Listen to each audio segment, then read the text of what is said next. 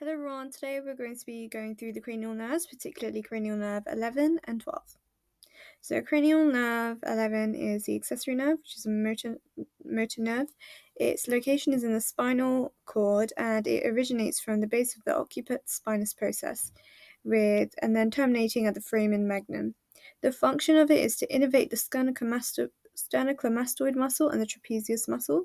So the sternocleidomastoid muscle is responsible for turning and rotating the head, and the trapezius muscle is responsible for shoulder shrugging. So therefore, to test for this test for the accessory nerve, we would ask the patient to shrug their shoulders against resistance and to rotate their heads against their resistance. If there is an accessory nerve lesion, we'll feel weakness when moving the leg towards the contralateral side. The course of the accessory nerve, there is a cranial root and a spinal root. The cranial root runs laterally and joins the spinal part, and then the spinal part fibers emerge with the spinal cord to form the nerve trunk that ascends into the skull through the foramen magnum and passes laterally to join the cranial root. You can see this from the diagram on the right. Cranial nerve 12 is a hypoglossal nerve. It begins in the medulla and it has motor function, so it controls both the intrinsic and extrinsic muscles of the tongue.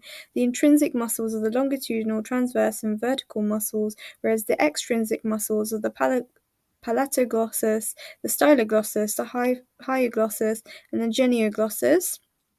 The cranial nerve 12 innervates all of the muscles of the tongue except for the palatoglossus. So it's really important for the subtle movement of the tongue. So damage to the tongue, especially at the upper motor neuron, will lead to a spastic tongue, and it will lead to the deviation of the tongue towards the side of the lesion. So to test for function of the hypoglossal nerve, we would ask the patient to stick their tongue out and look for any deviation towards the side of the lesion. Okay, so that was a very brief summary of the accessory and the hypoglossal nerve. Thank you so much. If you have any questions below, please comment down in the question section below.